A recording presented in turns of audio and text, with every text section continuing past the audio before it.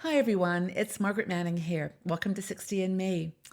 Thank you so much for being here this morning with me. I'm so grateful to have you on the journey and hope that you're having an okay day where you are. I know people are all over the place, lots of things going on. It's a busy time of the year, and just hope that you're okay, that you're feeling strong and confident, and that you feel like we're adding something to your life here on 60 and Me.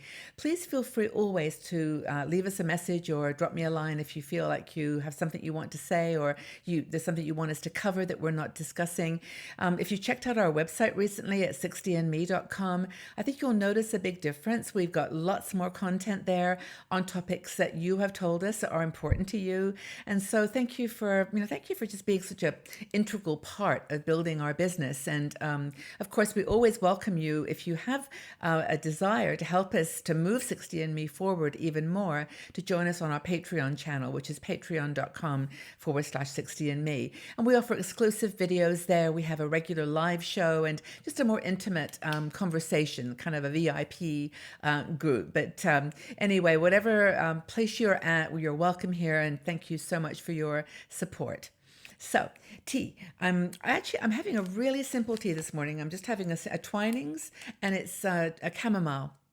For some reason, I just felt like a simple, not too exotic tea. So I'm just having my little cup of, love this cup. Always love it. Just a cup of chamomile tea. I'm not going to sleep yet. It's not to put me to sleep. It's just because I wanted something light and just pleasant. So, what are you drinking? Got coffee, tea, juice, smoothie? Whatever you've got, love. It just is a way to start our day together. And thank you so much for sharing it with me. So cheers, everyone.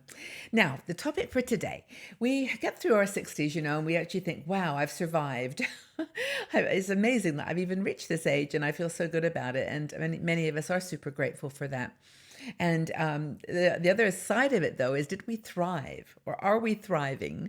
Surviving and thriving are two different things. And we have a blogger named Sharon Blumberg who wrote a piece about remarkable ways you can thrive after 60, maybe something you haven't even thought about.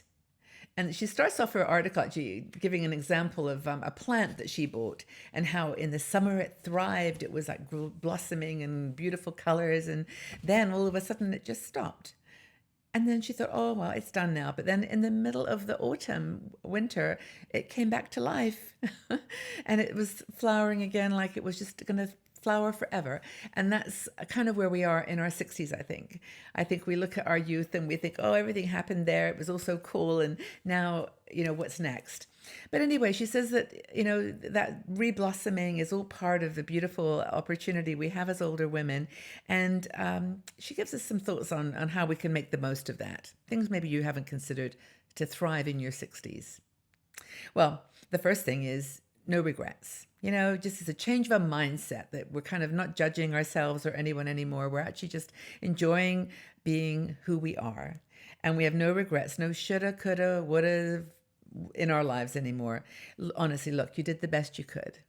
You did everything. You followed the rules that you could. You made mistakes, no doubt, mistakes in quotes, but everything was contributing to exactly where you are right now. So that's the most important thing to remember.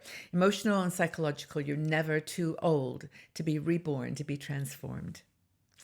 Another thing to remember as you get older to thrive is that you've got stories to tell. You've got a story that's you. It's precious. It's just your story, and you've got a whole legacy of resilience and survival and decision making and coping.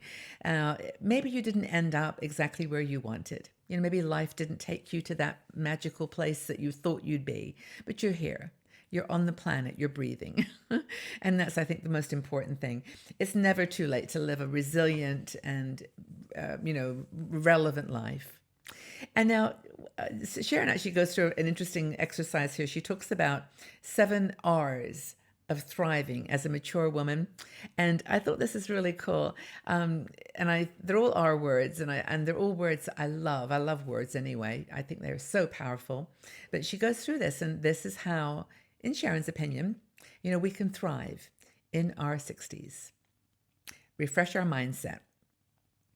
Create new perspectives on aging, ageism, retirement and work, a whole new way of looking at our life in our 60s. Our mom and our grandmothers didn't have the opportunities that we have through technology, through all kinds of things that have led us to places where we can really reinvent ourselves and refresh our mindset. We could also reimagine a different future for ourselves.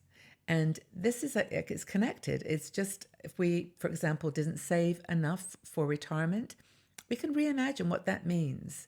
We could spend all of our life worrying and crying and being sorry for ourselves and, feeling like we just didn't make the right choices and whatever. But we can reimagine a different future. And in doing that, we can leave things behind that hold us, to the regrets and hold us to the things we didn't do or the things that we wish we had done differently. And just to reimagine a different future. It may be a future that's not as wealthy or that's not as in the perfect home that you desired, or it may be you're in the perfect home but you don't have the perfect person. It can be any kind of reimagining that shatters that old way that you looked at yourself, the way that you looked at what your life just might be in your 60s. Another is to recognize what fascinates you and to follow that path of curiosity. This is a really good one.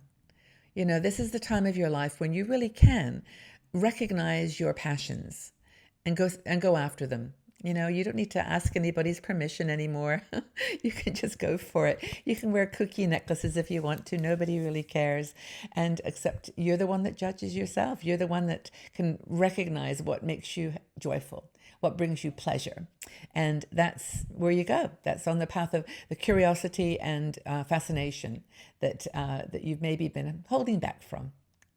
Another thing that Sharon mentions, another R word in the 7 R's of a thriving, mature woman, is to refocus your goals.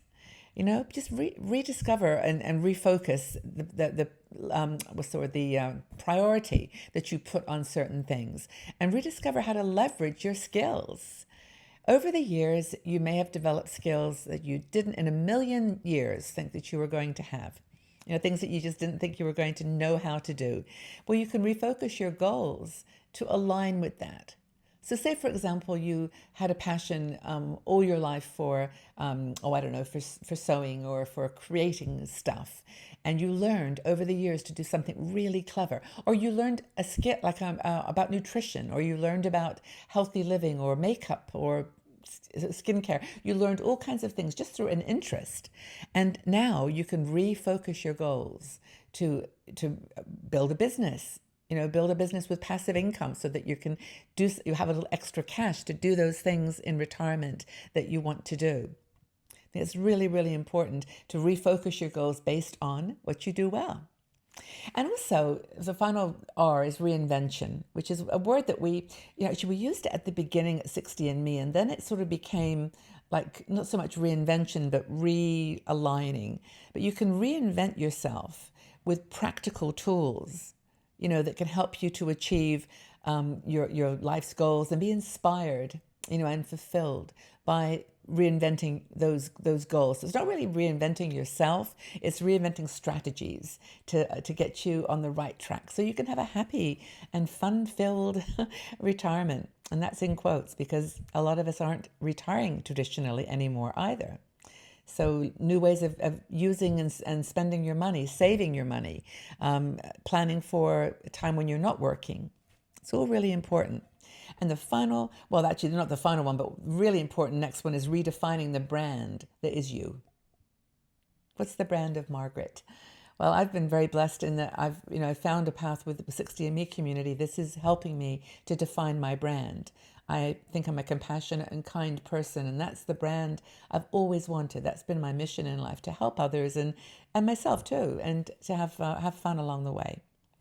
And there is a final one, which is another R, which is to re-engage with your community, to build enthusiasm for your life. And that basically, that re-engaging involves a little bit of work. You've got to get out there. You've got to find the people that like to do what you do. They have the same values. And this is going to take a little bit of strength and courage to just get out there and make a change.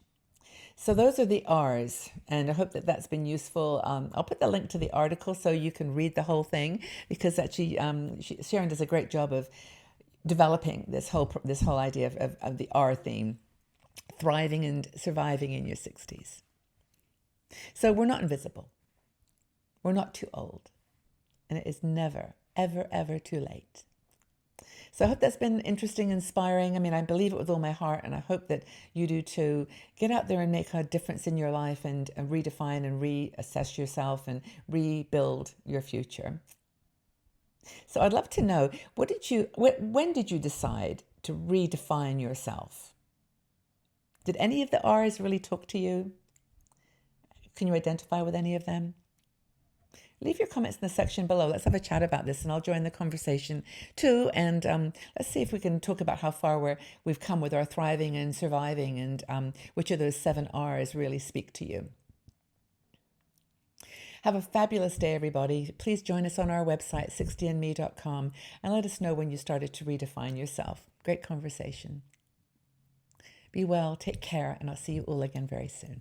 Bye-bye for now.